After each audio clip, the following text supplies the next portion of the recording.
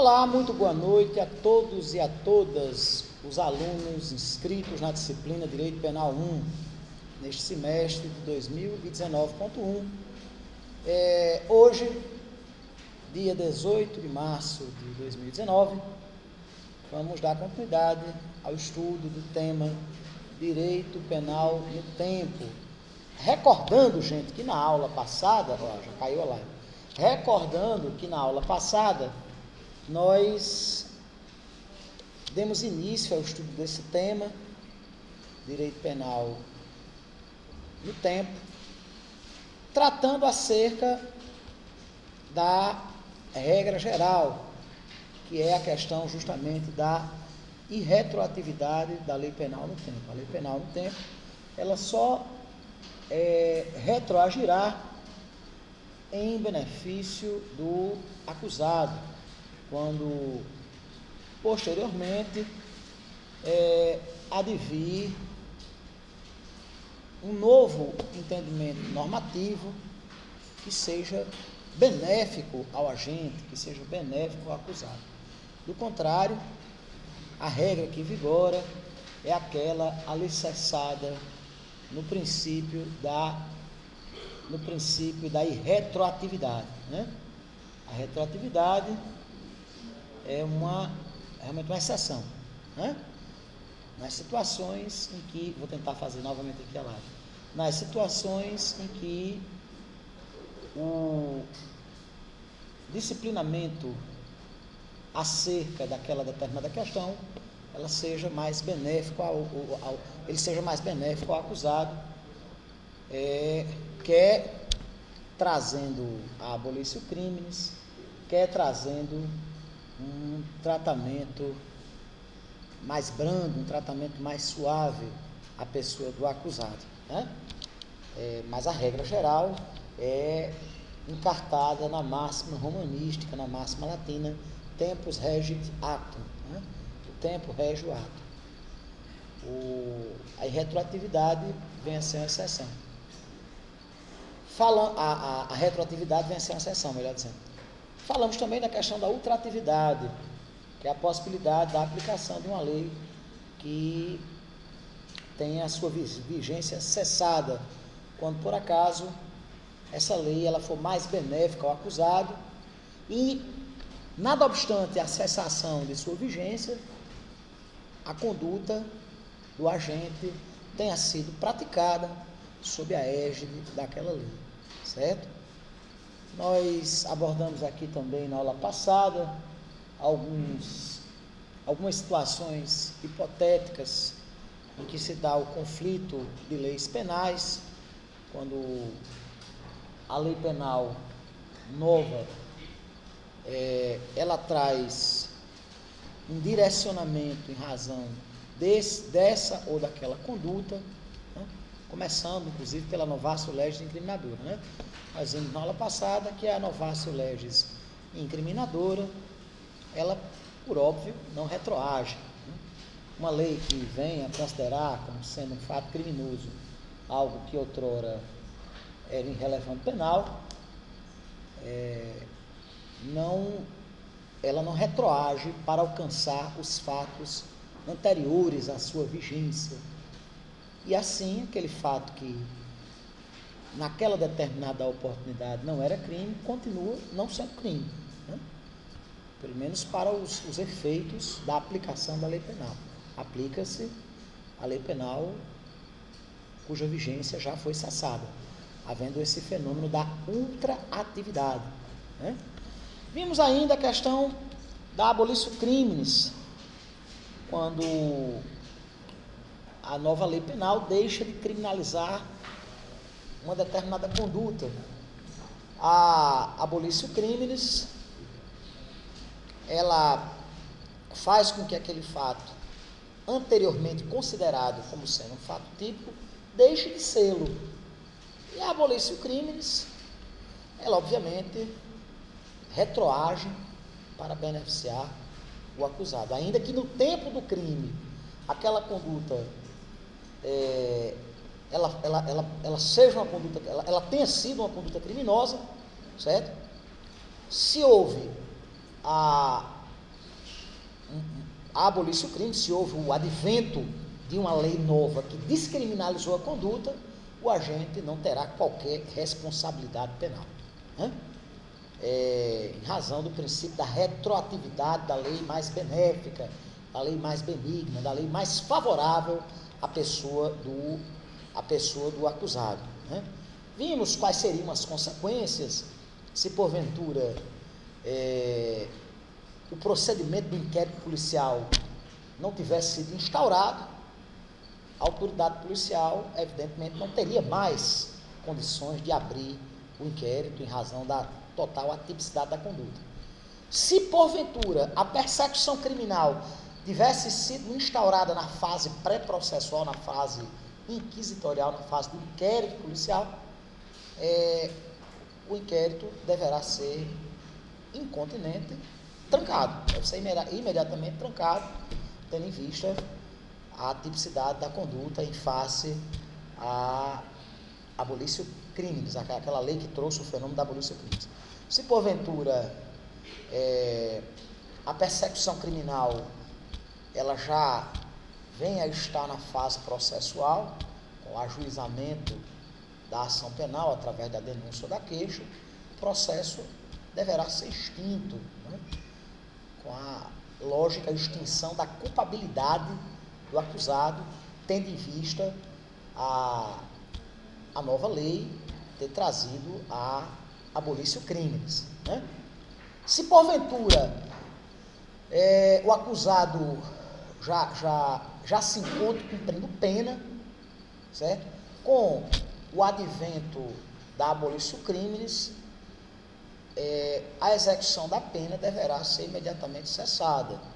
Se ele estiver cumprindo uma pena privativa de liberdade, ele deverá ser colocado em liberdade, ele deverá ser solto, né? Em razão da abolir-se crimes, né?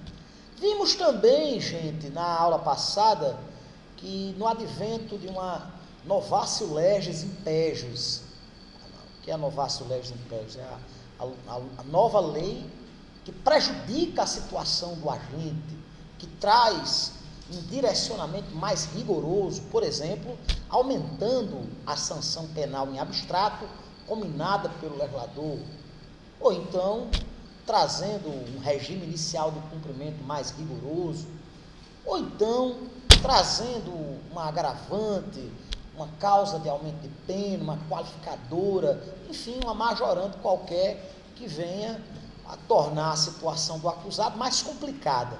Nessa situação, havendo a novatio legis impejus, evidentemente deverá vigorar o princípio da irretroatividade da lei penal. A lei penal não poderá retroagir para prejudicar. Não há retroatividade em demérito do acusado, né?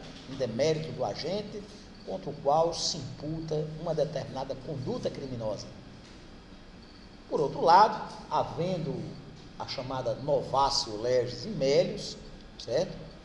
O que significa essa expressão novatio legis melius?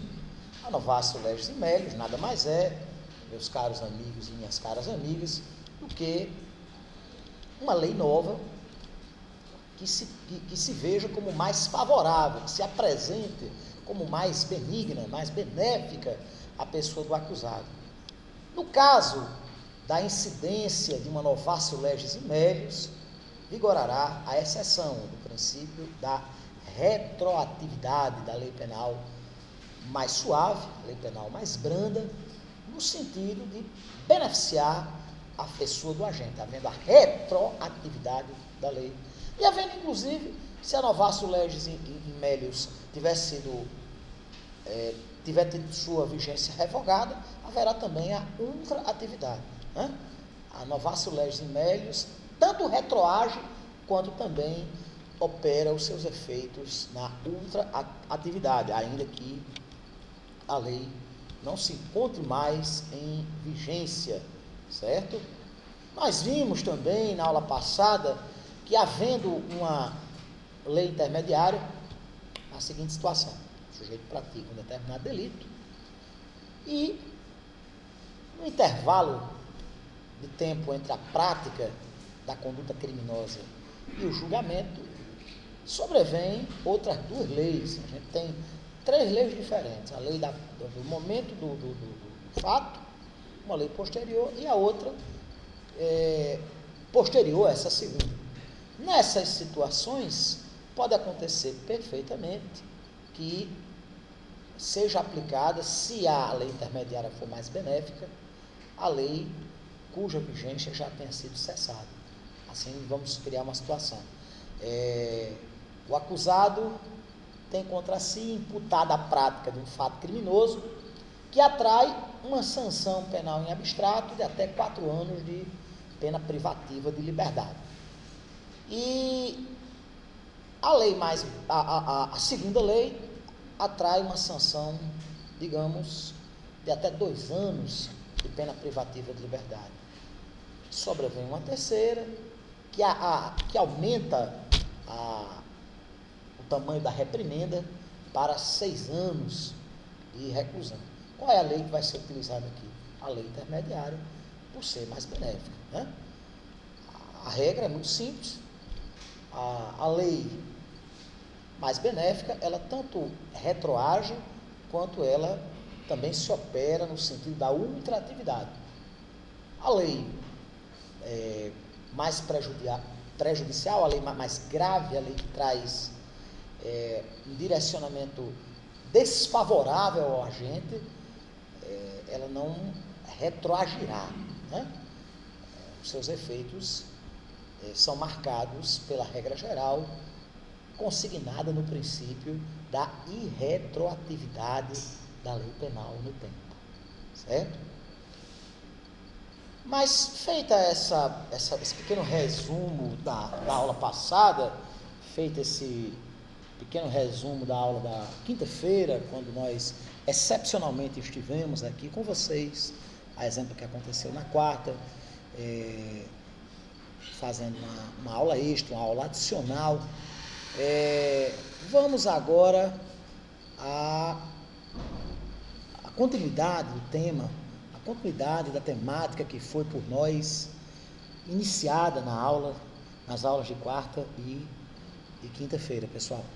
Na realidade, na aula de quinta-feira, né? Na aula da quarta-feira, nós tratamos da classificação das leis penais, das características das leis penais, ponto correspondente ao item número 5 do nosso programa, né? Nós estamos agora no item 6, sexto tópico do nosso conteúdo programático, que vem a ser justamente a questão da abordagem cronológica do direito penal, né? A lei penal no tempo, como é que se manifesta a lei penal dentro dessa dimensão cronológica da vida, né? Eu queria só, antes da gente dar continuidade ao estudo do nosso tema lei penal no tempo, já deixar aqui consignado que nessa semana nós vamos, amanhã, excepcionalmente, eu não vou poder ministrar a nossa aula, mas como a gente tem 2 aulas de crédito, não haverá nenhum prejuízo para a turma. E eu pretendo também aproveitar os horários da quarta e da quinta-feira dessa semana para... Ah, sim, na realidade, então, vocês não têm aquele primeiro horário da quarta-feira.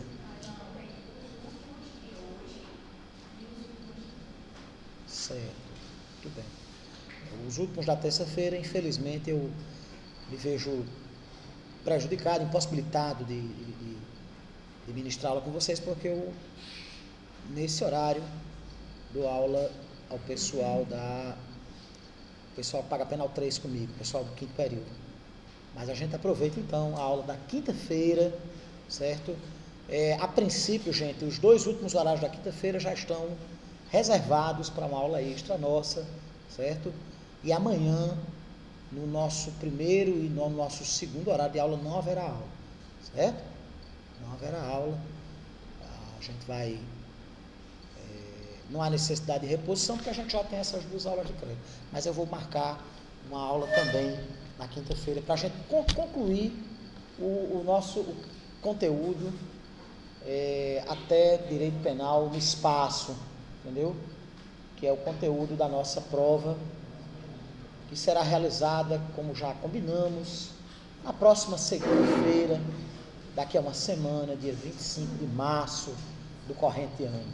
No dia 26, na terça-feira, eu pretendo fazer com vocês aqui uma revisão da unidade, corrigindo a prova. Na realidade, o sentido da correção da prova vem a ser recapitular todos os pontos, todos os tópicos que foram por nós enfrentados ao longo da primeira unidade. A gente vai fazer a prova na segunda e na terça-feira a gente corrige a prova, a gente faz uma correção analítica da prova, certo? Mas vamos lá, gente. O artigo 3º do nosso Estatuto Repressivo, o artigo 3º do Código Penal Brasileiro, ele trata da questão da lei penal no tempo, no tocante às chamadas leis temporárias e excepcionais. Não se preocupem que a gente vai conceituar o que são leis temporárias e o que são leis excepcionais. O que diz o artigo 3º do nosso Código Penal? A lei excepcional ou temporária, embora decorrido o período de sua duração ou cessadas as circunstâncias que a determinaram, aplica-se ao fato praticado durante a sua vigência. O legislador penal brasileiro, ao adotar essa concepção normativa, ele aderiu ao princípio encartado na máxima romana, tempus regit actum. Nessas situações específicas, nessas situações excepcionais, quando da vigência de leis temporárias ou leis excepcionais, essas leis, elas regerão as condutas praticadas sob o seu império, sob a sua égide. Aí nós temos uma diferenciação doutrinária, do que vem a ser leis excepcionais e leis temporárias, muito simples. As leis temporárias, gente, são aquelas cuja vigência ela é fixada previamente pelo legislador para durar só em determinadas situações, como calamidades, guerras, revoluções, insurgências, cataclismas, epidemias, situações realmente em que a lei ela tem a sua vigência previamente delimitada pelo legislador. As leis excepcionais, por sua vez, são aquelas que vigoram durante determinadas situações de emergência. Elas possuem a sua vigência também previamente fixada pelo legislador, certo? O legislador determinará a data em que vigorará aquela situação, certo? Essas duas espécies normativas diferentes, essas duas espécies de leis diferentes, elas são regidas pelo princípio da ultratividade, ou seja, aplicar-se-á a lei temporária, aplicar-se-á a lei aplicar-se-á a lei excepcional, certo? Independentemente da cessação da sua vigência, certo? Essas leis, portanto, elas gozam de ultraatividade. Todos os fatos cometidos sob a sua égide, ainda que essas leis tenham sido revogadas em razão do decurso do tempo ou em razão de cessadas as condições que originaram a promulgação daquelas leis, certo? Serão regidos por elas, né? A razão é lógica, pessoal, da questão da ultratividade. Se o agente ele viesse a saber antecipadamente que aquelas condições estipuladas por aquele ato normativo viriam a desaparecer depois de um certo lapso temporal, ele lançaria mão de todos os artifícios, todos os recursos para iludir a sanção penal, certo? Em especial quando fosse iminente a cessação de sua vigência em razão do fim desse período, certo? Ou da cessação das condições, das circunstâncias que autorizaram a excepcionalidade desse tipo de lei, certo? Portanto, elas desfrutam de ultratividade. né? Ou seja, o que é que nós temos aqui no tocante à lei penal no tempo? Nós temos aqui, gente, no tocante à lei penal mais benigna, ela tem extratividade, ela tanto retroage quanto ela é ultrativa, tanto é retroativa quanto é ultrativa, certo? A lei penal mais grave, ela não desfruta de extratividade, ela não é nem retroativa nem ultrativa, certo? Em razão do princípio da irretroatividade da lei penal encartado no começo do artigo 2º do nosso Código Penal, certo? Como é que se dirime a questão, como é que se dirime a dúvida acerca de qual é a lei mais benéfica, gente? O X da questão, o ponto fulcral que se deve levar em consideração é o fato de que a lei mais benéfica é aquela que, por um lado, restringe o ius puniendi estatal, certo? E, por outro, favorece o ius libertatis do indivíduo, certo? É a lei que, por um lado, ela restringe o ius puniendi, certo? Por outro, ela facilita o ius libertatis, né? Por exemplo, trazendo uma pena menor, por exemplo, trazendo um regime prisional quanto ao início do cumprimento da sanção penal mais favorável a gente, né? Por exemplo, o sujeito, pela lei mais benéfica, deverá iniciar o cumprimento da pena no regime semiaberto, regime aberto. O regime inicial do cumprimento será mais brando, certo? Ela, portanto, tratar-se-á de uma lei mais benéfica, certo? Uma lei mais benéfica. O que se deve levar em consideração é justamente isso. A lei mais benéfica é aquela que melhor favorece o acusado no sentido de ampliar os seus direitos da liberdade, certo? Outro aspecto importante, já vou começar uma outra live aqui, caiu do mundo. Ainda bem que eu estou gravando aqui a aula, né? Outra consideração importante que a gente tem que se ater no estudo desse tema é que durante o período da vacatio legis, certo? Quando a lei tiver a sua vigência sobrestada no tempo, quando ela não entrar em vigor na data da promulgação, certo?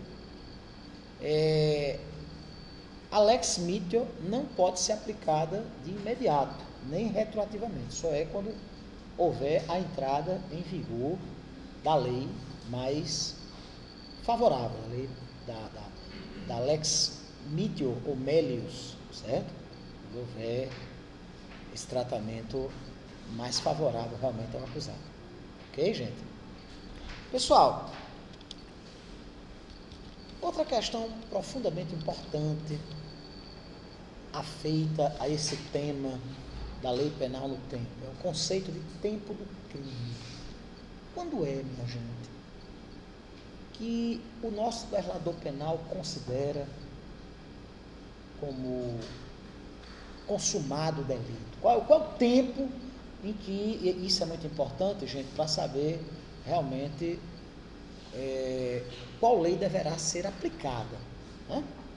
Isso é importante saber qual é o momento consumativo do delito. Qual é o momento em que o crime efetivamente tem se praticado, tem se cometido? Quem responde esse enigma, quem responde essa dúvida, é o artigo 4º do nosso Estatuto Repressivo, o artigo 4º do Código Penal Brasileiro, que diz justamente o seguinte: considera-se praticado o crime no momento da ação ou omissão, ainda que outro seja o momento do resultado. A gente vê, de antemão, que o legislador penal brasileiro, ele optou, no tocante ao direito penal no tempo, no tocante à questão do tempo da prática delituosa, pela teoria da atividade, certo? O que se leva em consideração não é o momento do resultado. O que é o resultado? É a lesão ou ameaça a direito, certo? Mas o legislador penal, ele se preocupou no tocante ao tempo da prática do crime, ele levou em consideração a questão do momento da conduta, né? Da ação ou omissão. Lembrando que o crime, ele sempre importará numa conduta humana, desde Justiniano que não há atribuição de conduta criminosa a animais, por exemplo, né? A conduta sempre será uma manifestação volitiva, uma manifestação da vontade humana, independentemente de ser comissiva ou omissiva, independentemente de se tratar de uma ação ou de uma omissão, certo?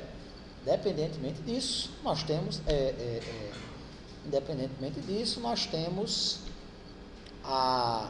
o momento do crime tido como o momento da conduta, o momento da atividade, e não o momento do resultado criminoso eventualmente produzido pelo agente que incorrer nessa ou naquela prática delituosa.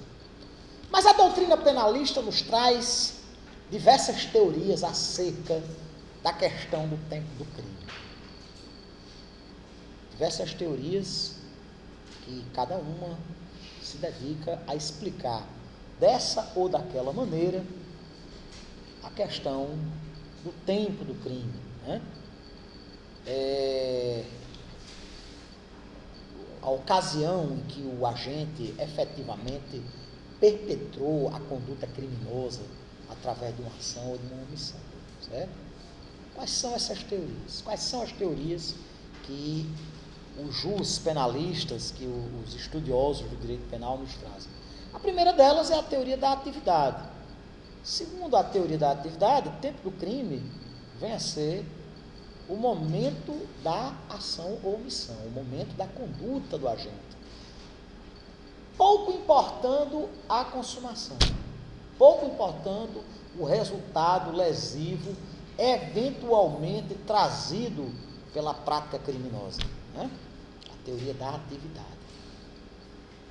Existe uma segunda teoria, também a teoria do resultado, também denominada de teoria do efeito, que ela toma como tempo do crime o resultado, o tempo do resultado, o tempo da consumação, certo? Ela não leva em consideração o momento da ação ou omissão por parte do agente criminoso, certo? E nós temos, por derradeiro, a chamada teoria mista. A teoria mista, ela tanto considera o mista ou da ubiquidade também, denominado assim. Ela tanto considera o tempo do crime, o tempo da ação, da atividade, né? Seja omissiva, seja comissiva, quanto considera como tempo do crime o momento em que foram produzidos os resultados nefastos, os resultados perniciosos, eventualmente atraídos pela conduta criminosa, né? O que é o resultado? O resultado é realmente, como eu disse agora há pouco, a lesão ou a ameaça ao direito. Nós vamos ver, quando nós estivermos estudando a classificação dos crimes, que existem determinados delitos, denominados de crimes de perigo, em que não há a efetiva produção de um determinado resultado criminoso. O que há é, assim, no sentido de um dano a um bem jurídico, entendeu?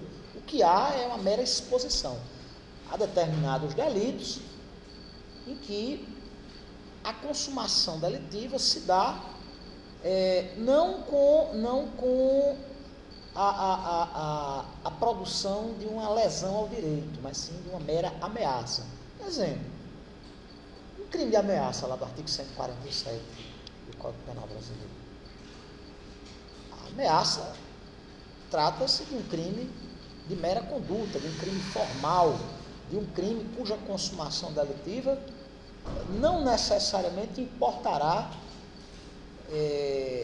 no surgimento de um resultado naturalístico. Pelo contrário, A diferença entre crime material e crime formal é justamente essa.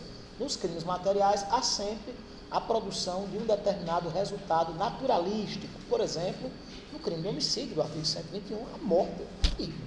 Né? No artigo 129, crime de lesão corporal, nós temos aí a lesão, a incolumidade física da vida. No crime contra a liberdade individual, o delito de ameaça, não é necessária a produção de nenhum resultado naturalístico. Ainda que a vítima sequer se veja intimidada pela ameaça, já houve a consumação, independentemente do resultado. Certo? Por exemplo, crime de incêndio, crime de explosão, ainda que não haja a produção de nenhum resultado naturalístico, nenhum resultado, como por exemplo a lesão, a incolumidade física de alguém, ou a vida de alguém, certo? O simples fato da prática criminosa já importa na prática delituosa, certo? Importa na prática delituosa. Mas voltando aqui à questão da teoria mista. Essa teoria mista, ela considera tanto como o tempo do crime, o tempo da conduta, quanto o tempo do resultado, certo? Da lesão ou ameaça a direito. Como eu disse a vocês, não necessariamente o crime trará uma lesão a um determinado bem jurídico. Há determinados delitos, denominados de crimes de perigo, certo? Em que a mera exposição daquele bem da vida, daquele interesse jurídico penalmente tutelado, já importará na prática do crime, certo? Muito bem, aí nós temos ligam para vocês desse 011, 021, mano, eu estava olhando para esse celular, eu me lembrei de uma coisa que aconteceu alguns anos atrás. Hã? Não. Eu tenho clientes em São Paulo, mas não é o. Eu tenho certeza que não é. Tenho certeza que não é. Geralmente isso é ou telemarketing ou cobrança, né? Mas desses 011 que ligam para você, você atende e a pessoa não fala nada. Não sei se isso vive acontecendo comigo. O pior é que eu não atendi porque eu estou dando aula, mas senão eu atenderia, poderia realmente ser uma situação de urgência para um cliente meu. Eu estava olhando para esse celular e me lembrei, em alguns semestres atrás, uma aluna chegou para mim.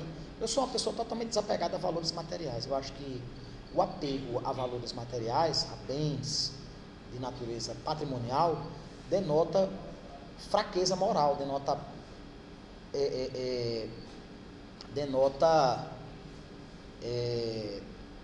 falta de evolução espiritual, entendeu? Se apegar demais a coisas. Quem ama as coisas, geralmente usa as pessoas.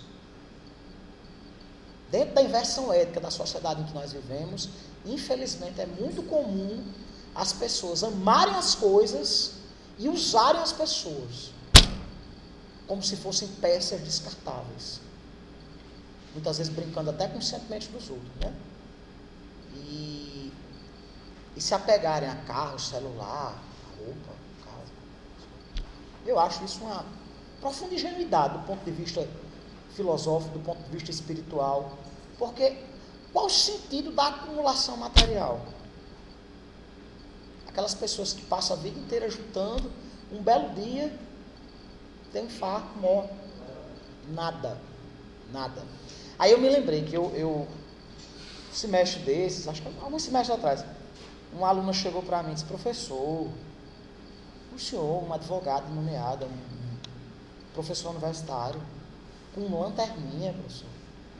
Olhe, aí ela sacou um celular ultramoderno, acho que iPhone 5, 6, 7, sei lá. Disse: professor, o meu celular tem esse aplicativo, tem isso, tem aquilo outro, tal. Disse: beleza, maravilha. Mas o meu celular faz uma coisa que o seu não faz. O que, professor? Você me emprestaria, minha flor, o seu celular para fazer uma ligação? Não, professor, estou sem crédito. Disse: minha filha, meu celular é a conta e graças a Deus está paga. Se você quiser ligar para a China, você liga. Meu celular simples desse jeito faz uma coisa que o seu não faz. Liga. pai de santo que só recebe, não. Ei. Aí ela disse, ai professor, não precisa me humilhar não. Eu disse, você não estava mangando o meu celular? Não, as intimações vão para a caixa de e-mail. Eu assim, tenho mais familiaridade, nem smartphone eu tenho, nunca tive o tal do WhatsApp. Nunca tive. Acho que as pessoas perdem tanto tempo com essas redes sociais. A única rede social que eu ainda uso, e uso para fins, mais para fins acadêmicos, questão de postar minhas aulas, é o Facebook. E também para reencontrar-me com amigos que eu não vejo há muito tempo, que não moram mais no Rio Grande do Norte, alguns não moram mais no Brasil, entendeu? Para manter contato com meus clientes, eu uso muito o Facebook, sabe? Mas assim, também não sou excessivamente apegado, não. Porque eu vejo assim, as pessoas perdem tanto tempo. Tem tanta coisa para a gente fazer na vida, entendeu? Trabalhar, estudar, namorar, ler. Tem tanto filme bacana para a gente ver, tanto livro legal para a gente ler, tanta coisa para a gente viver, tanta gente bacana para a gente conhecer, entendeu? Para a gente ficar perdendo tempo com rede social. As pessoas vivem uma vida, eu vou usar aqui uma expressão que Zygmunt Bauman usa, né? Nós vivemos a cultura dos amores líquidos, dos sentimentos líquidos, entendeu? Fluidos, etéreos, sem a intensidade verdadeira que realmente deve reger a nossa vida. Mas, só para a gente voltar aqui para a nossa aula, eu falei essa história do apego excessivo a bens materiais. Eu não descarto a possibilidade de adquirir um smartphone e aderir o tal do WhatsApp, não, mas por enquanto, eu me lembro de Ariano Suassuna, que nem celular tinha, né? Um homem da envergadura intelectual de Ariano Suassuna, que eu tive a honra de assistir 2 vezes em palestras.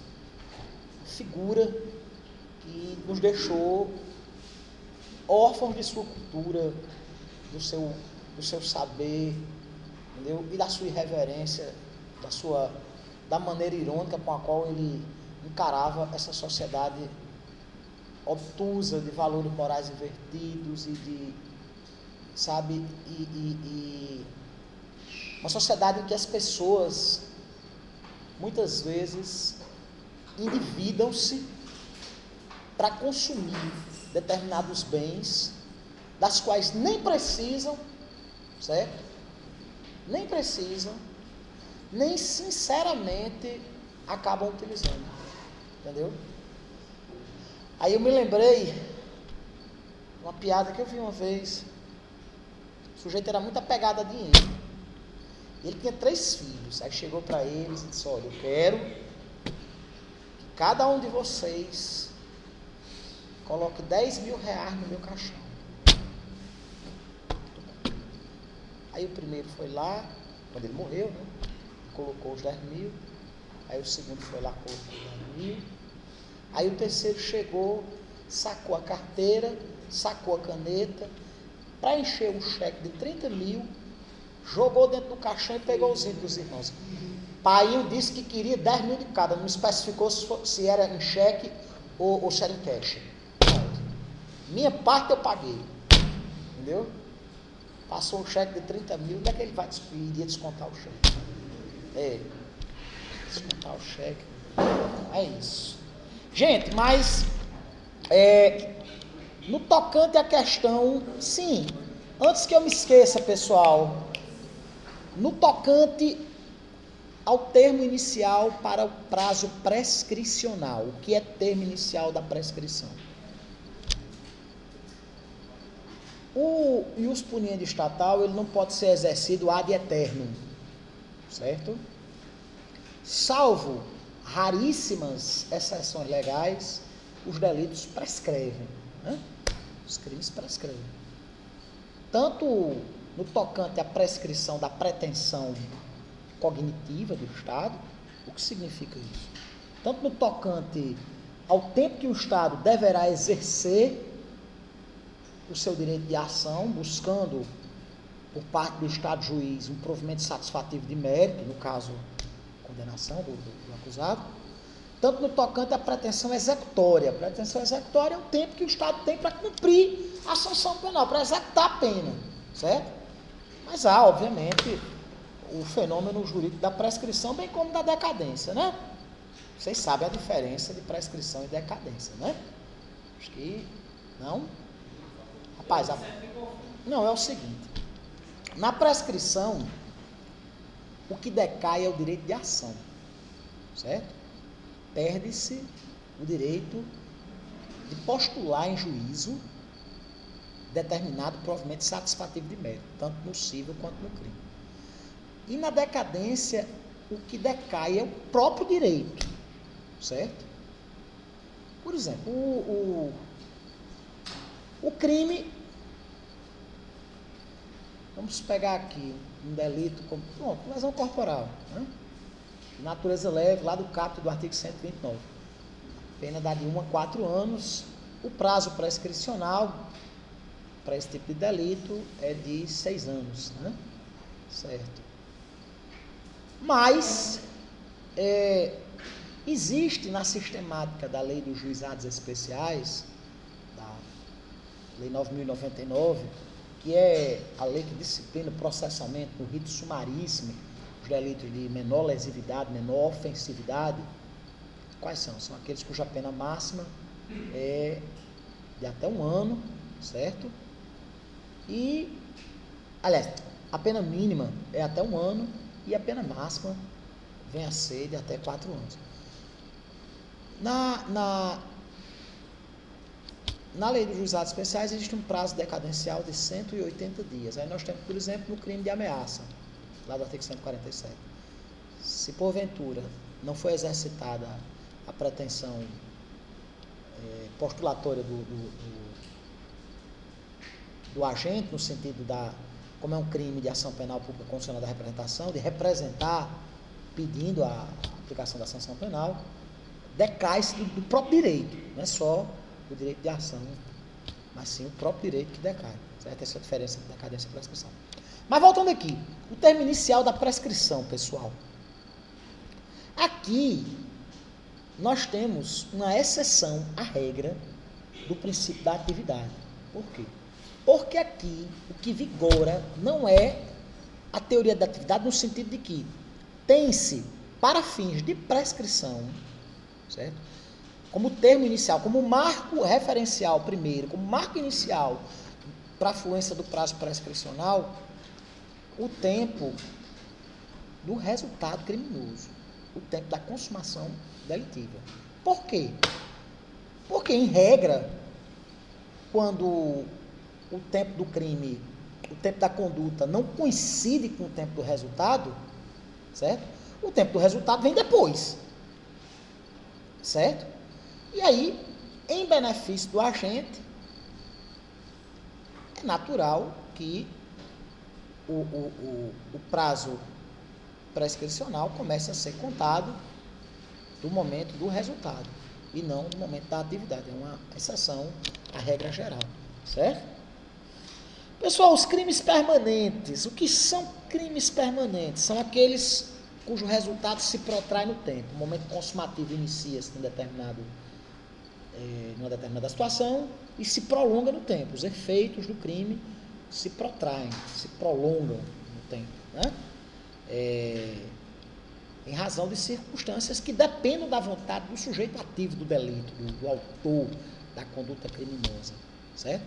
Se porventura o resultado criminoso tivesse iniciado sob a vigência de uma determinada lei e a cessação dos seus... O exemplo clássico de crime permanente é sequestro ou cárcere privado, né? Se prolonga no tempo. Às vezes a vítima passa meses, anos sequestrada. Nesse sentido, será aplicada a prática delituosa a lei, certo, que estiver vigorando no momento final, certo? Mesmo que essa lei seja mais severa, certo? Mesmo que essa lei seja mais severa. Por quê? Porque os efeitos do crime se prolongaram por única responsabilidade do agente. Foi pela vontade do agente que, por exemplo, aquele sequestro se deu continuidade, certo? No crime habitual, o que é crime habitual? É aquele crime reiterado, várias oportunidades, integrando uma mesma sequência criminosa.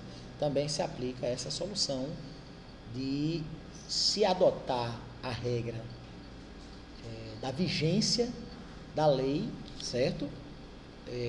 Da lei mais recente, né? Da lei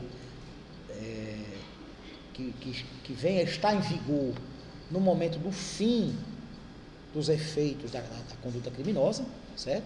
Mesmo que ela venha a ser uma lei mais severa, certo? Como? Não, o crime habitual, no caso, é uma sequência criminosa, entendeu? Caracterizado pela habitualidade. Mas quando nós estivermos estudando a classificação dos crimes, você vai entender melhor, certo? Crime continuado.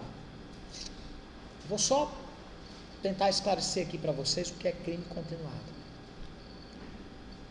Existe um tema, existe uma matéria chamada concurso de crimes, certo? O concurso de crimes, ele pode ser caracterizado por 3 situações diferentes. Pode ser classificado em 3 situações distintas. Há o concurso formal. O que é concurso formal? Concurso formal é quando há apenas uma conduta e mais de um resultado criminoso. Por exemplo, o sujeito atira em alguém visando matar e acaba, o projétil transfixa a vítima e acaba lesionando a incolumidade física de um desavisado que ia passando, certo? Então, nós temos apenas uma conduta e 2 resultados criminosos, o resultado morte no tocante à vítima pretendida e o resultado lesão corporal do tocante à vítima que, coitado, ia passando e acabou sendo surpreendido por essa adversidade. Nessas situações, aplica-se apenas uma das sanções penais, mais um plus. É a regra da exasperação, certo? Pega-se a pena maior e adiciona um plus. Um terço a um sexto. Um sexto a um terço, no caso, né? Existe o concurso material. O concurso material é quando há 2 ações e 2 resultados, né? 2 condutas e 2 resultados diferentes. Por exemplo, o sujeito vai roubar uma determinada cidadã. E além de praticar o delito do artigo 157 do Código Penal, o crime de roubo, pratica também o crime de estupro, lá do artigo 217 do Código. Né? Aí nós temos um concurso material de delitos. Nós temos aí 2 condutas e 2 resultados criminosos distintos. E há também uma terceira espécie de concurso de crimes. Soma, exatamente. No concurso material vigora a regra do cúmulo material. Soma. O sujeito, nesse caso, por exemplo, vamos supor, estupro dá de 8 a 15 anos. Roubo dá de, se for roubo simples, dá de 2 a 8, né? Vamos supor, ele pega 6 anos por um crime, entendeu? 6 anos pelo roubo e 10 pelo estupro. Soma-se as 2 penas, né? Cúmulo material. Roubo, aliás, dá de 5 a 8 anos. 5 a 8 anos. De 2 a 8, de 5 a 8. Se for simples, né? Se não for majoral. Nessas situações, soma-se as penas. No crime continuado, o que acontece? O que significa crime continuado? Crime continuado, também denominado de continuidade delitiva, consiste num fenômeno no qual o agente pratica vários crimes de mesma espécie, tem que ser o mesmo fato típico, certo?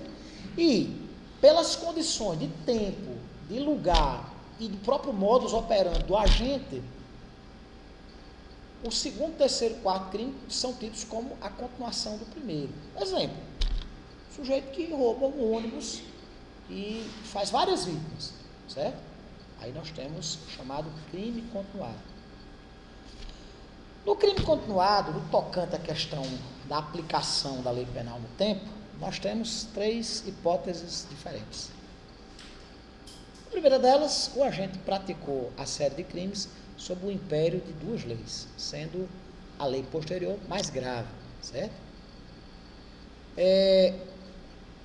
Será aplicada a lei nova, certo? Em razão do fato de que o agente, mesmo teoricamente falando, sabendo do surgimento de uma lei mais grave, continuou, certo? Na série delitiva, certo? Partindo daquele princípio que não é defesa se alegar o desconhecimento da norma jurídica para descumprir, certo? Há uma segunda situação, quando há uma novatio legis incriminadora, certo? Os fatos cometidos anteriormente, certo? São tidos como indiferentes penais, certo?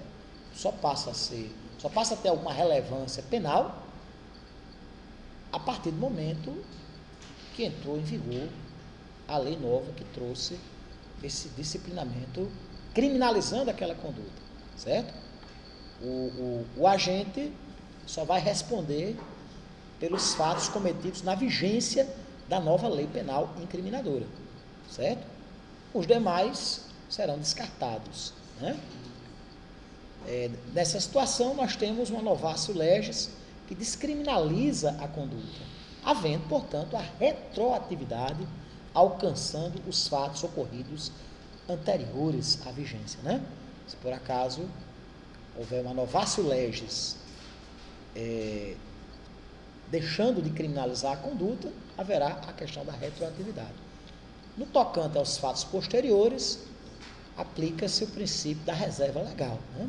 O princípio da legalidade, no sentido da criminalização da conduta. Ok? Alguma dúvida, pessoal? Gente, novamente nos vemos diante da situação dos conflitos aparentes de normas jurídicas. Conflito aparente de normas jurídicas acontece quando duas ou mais normas, elas colidem, elas aparentemente são aplicáveis à mesma espécie, ao mesmo fato, ao mesmo caso concreto, né? Quais são os elementos que caracterizam, os elementos que configuram o conflito aparente de normas? Nós temos, primeiramente, a necessidade de haver a prática de uma só infração penal, né? Unidade de fatos, unidade de condutas.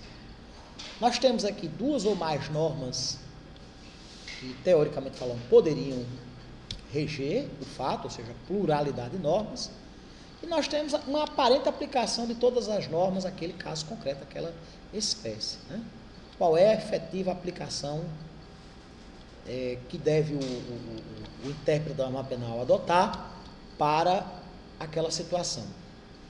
Aqui nós temos alguns princípios que vão orientar o hermeneuta, que vão orientar o intérprete da norma penal, no afã de dirimir, de dissolver, de resolver esse conflito aparente de normas penais no tempo.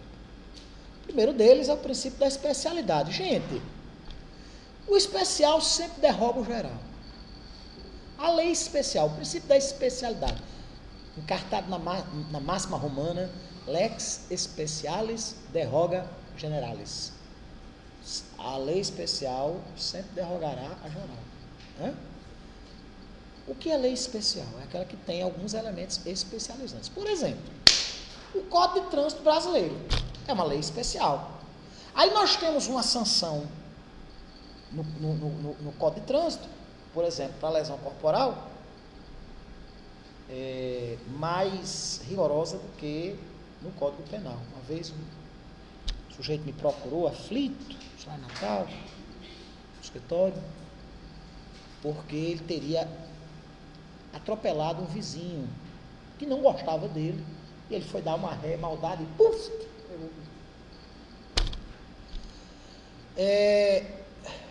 Por incrível que pareça, nós temos, à luz do Código de Trânsito Brasileiro, uma sanção penal para lesão corporal culposa mais grave do que a lesão corporal dolosa do Código Penal. É absurdo, mas é um absurdo consagrado pelo legislador penal. Como vários outros absurdos que a gente encontra, um deles eu digo sempre, a pena para lesão corporal é ridícula, é de 3 meses a 1 ano. Lesão corporal simples, não estou dizendo para ninguém andar batendo em ninguém por aí, não, pelo amor de Deus. 3 meses a 1 ano, infração de menor lesividade social, de menor potencial ofensivo.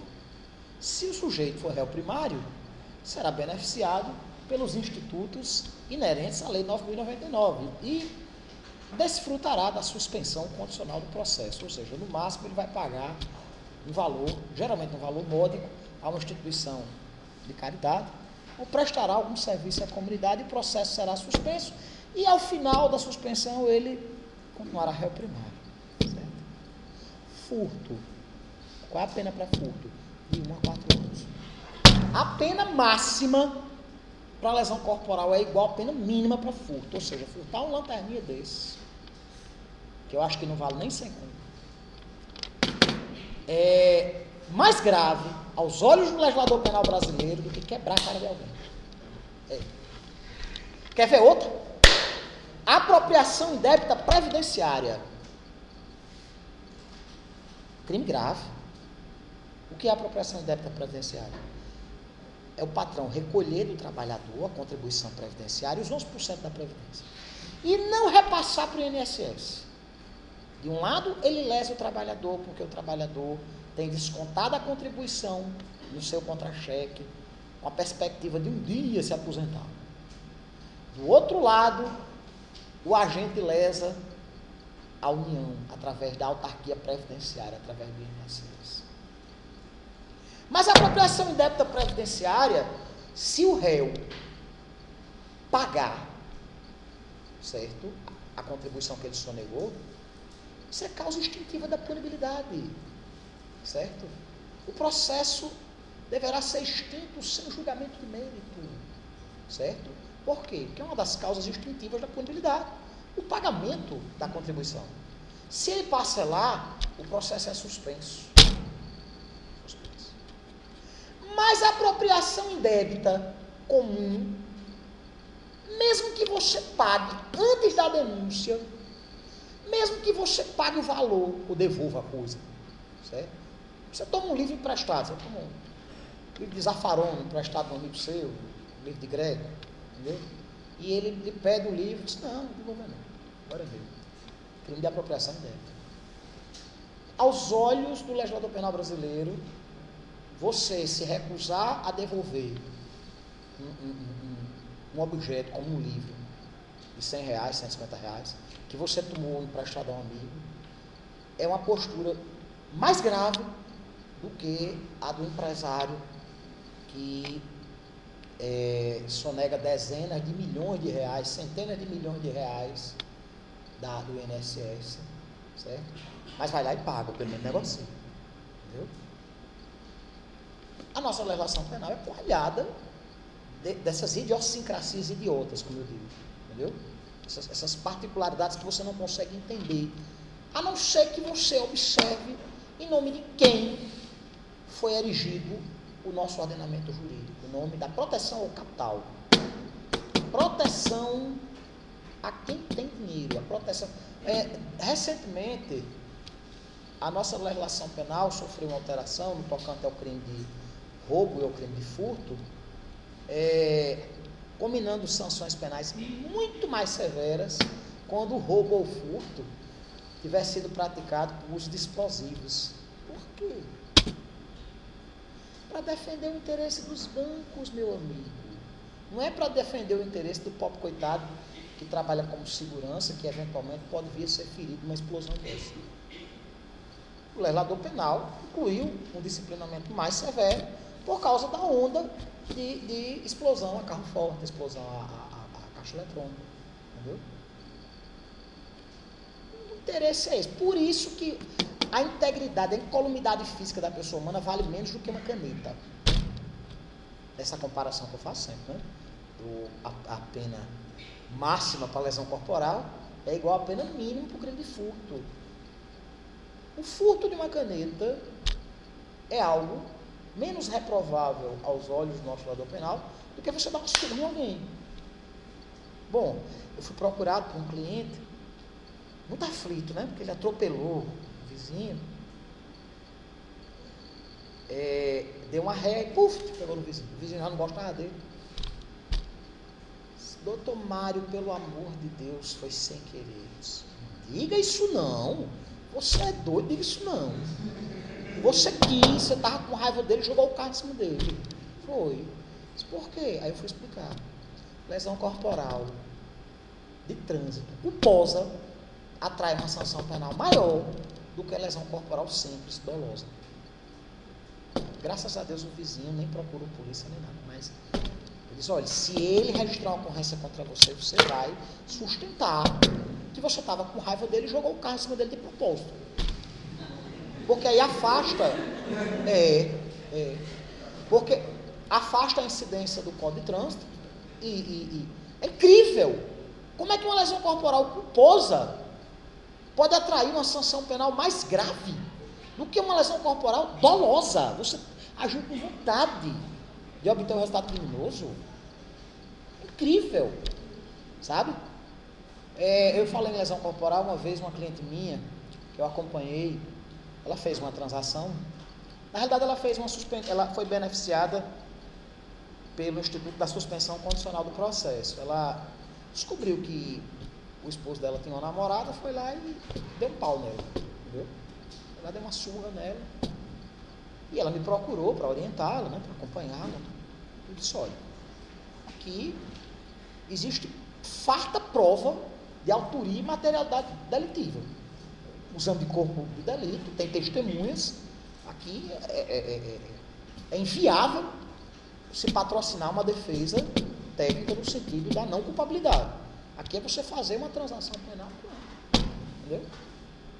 Com o Ministério Público. Aí ela fez, né? Ela era uma senhora de uma certa condição. Na época ela fez um acordo de pagar, acho que um salário mínimo a uma entidade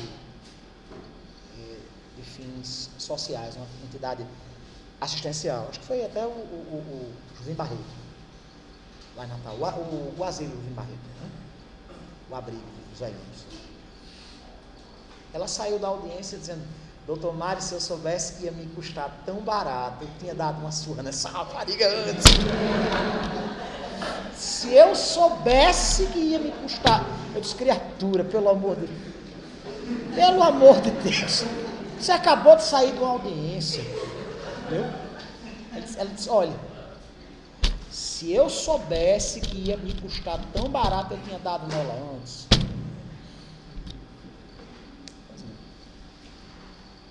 Porque lesão corporal entendeu? Foi uma surra na outra. Mas como não foi de natureza grave, né? Enquadrou-se no caput do artigo 129 do Código. Né? E ela fez uma suspensão, processo. O inconveniente de o réu fazer esse tipo de transação é porque ele não poderá ser beneficiado nos próximos 5 anos. Entendeu? Ou seja, se ele se envolver em outra confusão, ele não poderá mais desfrutar desse benefício legal, né? Porque o interesse da lei dos juizados especiais, inclusive, gente, é muito mais pedagógico do ponto de vista da não reiteração criminosa, que o agente cumpra uma prestação de um serviço à comunidade, ou pague um determinado valor, que será revertido para uma atividade de cunho nobre, de cunho altruístico, como no caso o asilo em Barreto, uma entidade pública de evidente alcance social, né? Do que o sujeito via sofrer uma pena privativa de liberdade, né? E é interessante nessas situações quando o réu efetivamente é culpado e não tem defesa, como o caso dessa minha cliente, não tinha. Bateu na outra, na frente de todo mundo, entendeu? Tinha câmera, inclusive, que ela foi bater na loja da outra. Foi bater na loja em que a outra trabalhava, e a espancou, tinha filmagem, tinha as colegas de trabalho dela lá, que vira lá. E havia farta prova de autoria e de materialidade da antiga. Eu disse, não, aqui não tem como fazer defesa. Aqui, a orientação que eu lhe dou é aceitar os termos de uma transação com o Ministério Público. O que a gente pode fazer é negociar para que esses termos, para que o acordo no tocante à suspensão condicional do processo seja o mais benéfico possível, no sentido de você pagar menos. Mas, de resto, não tem o que. Ora, ela, com raiva, e tinha dinheiro mesmo. Ela foi de graça. Tem um juiz conhecido meu que ele disse que todo brasileiro tem direito a um crime grátis. Gente, aí a questão do princípio da especialidade. Sempre que você tiver um conflito aparente de normas, em que você tiver uma lei especial que trate de forma particularizada de uma determinada situação, certo? Ela preponderará sobre a lei maior, certo? Eu citei esse exemplo da lesão corporal de trânsito e da lesão corporal do código mesmo, mas tem outro exemplo interessantíssimo, a questão do crime de infanticídio. O crime de infanticídio nada mais é do que uma forma especializada de homicídio. O que é infanticídio, gente? O artigo 123 do Código traz um delito que consiste num crime doloso contra a vida, praticado pela mãe no estado puerperal. O que é estado puerperal, ou puerpério?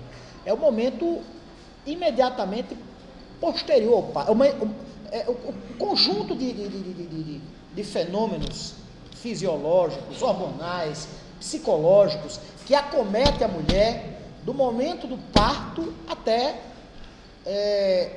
alguns dias, algumas semanas, alguns meses. Não existe um entendimento uníssono.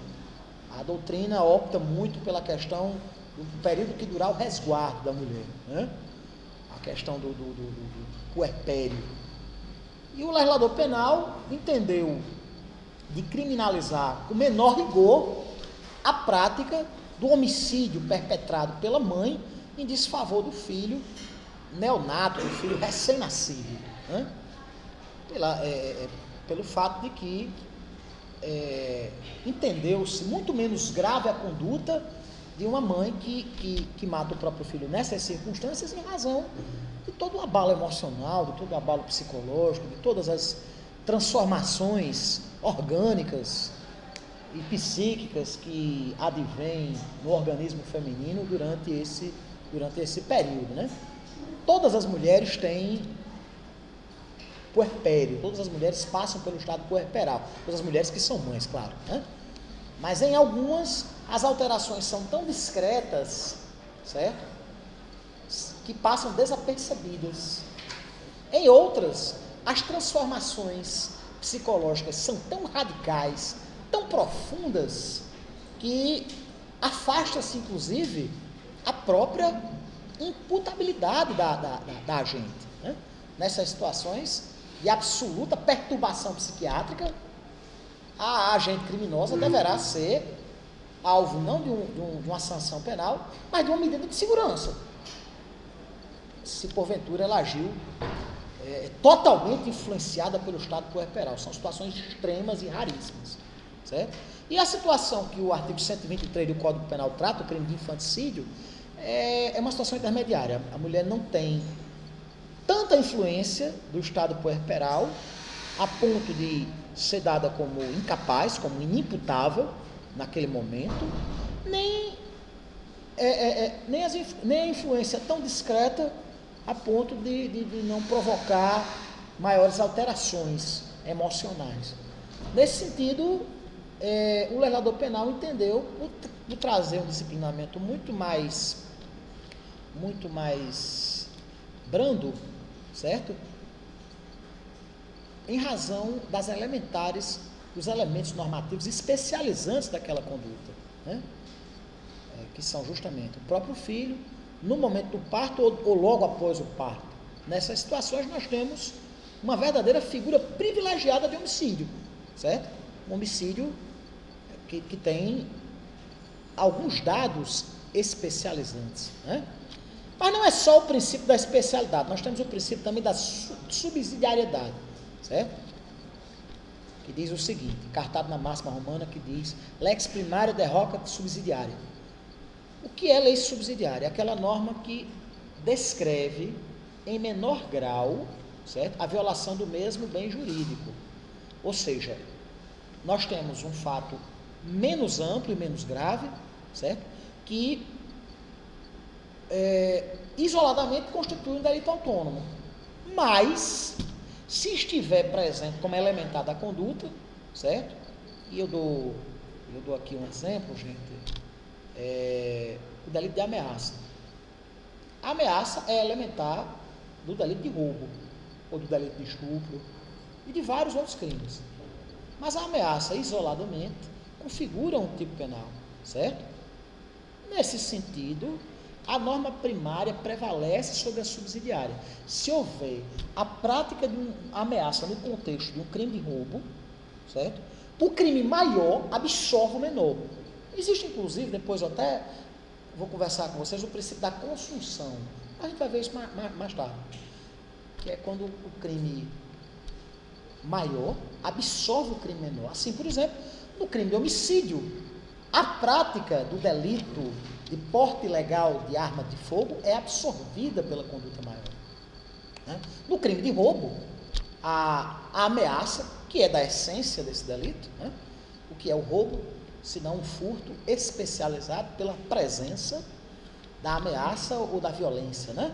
A violência é a vis física, o safanão, é o empurrão, é o soco, e a ameaça é a vis compulsiva, né? É a violência de cunho moral, o sujeito botar um revólver e diz, passa a carteira e eu lhe mato, entendeu? Nesse sentido, pela regra da subsidiariedade, pelo princípio da subsidiariedade, a norma primária preponderará sobre a norma subsidiária, certo? Traz aqui, sim. Tem. Porque vocês não têm, não? Vocês têm aula agora, no segundo horário? Sim. Deixa eu só terminar aqui para a gente, viu? Para não ficar muita coisa para quinta-feira. Essa subsidiariedade, ela poderá ser expressa ou explícita, certo?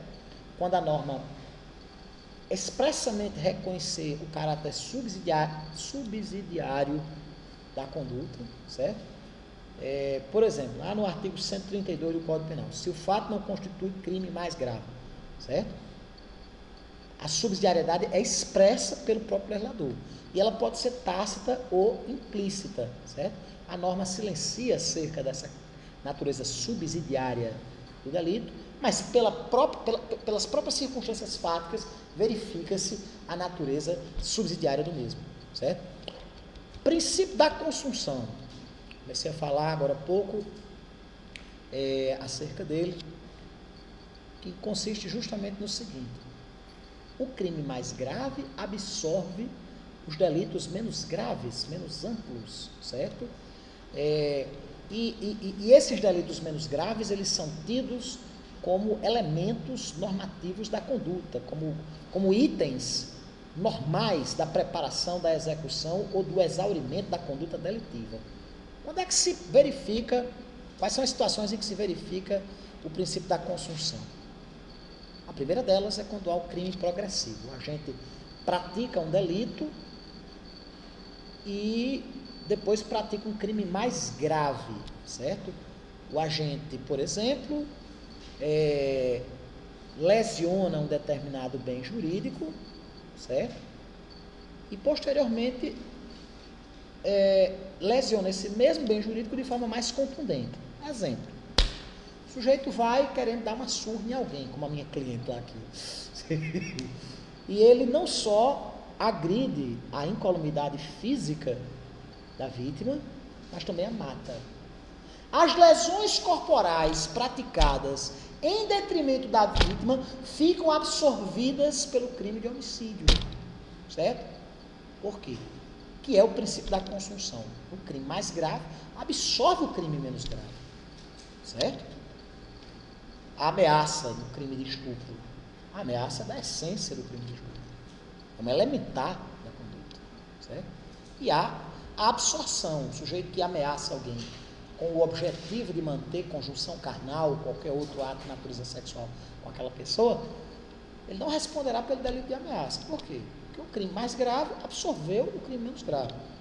O exemplo do sujeito que atira em alguém com uma arma de fogo, certo?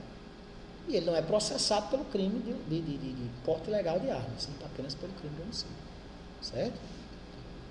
O agente responderá sempre pelo crime mais grave, as demais condutas ficarão absorvidas, certo? Em razão do princípio da constituição. Diga. Mas isso acontece sempre, né? Implícito, porque na minha cidade teve um caso de um rapaz que... A sua cidade é Serra Negra? É? Sim. Teve um caso de um rapaz que atirou na... Aí foi processado por... O júri absolveu ele pelo... Mas o Ministério Público denunciou por homicídio... Não, pelo porte de arma. Pelo porte de arma e pelo homicídio. Ele foi absolvido. Não, eu perguntei se tinha sido Serra Negra, porque... Tem alguém de Serra Negra? Eu tenho vínculos muito fortes com Serra Negra, porque eu fui casado com a Serra Negrense, tenho um filho com ela, e sempre vou a Serra Negra.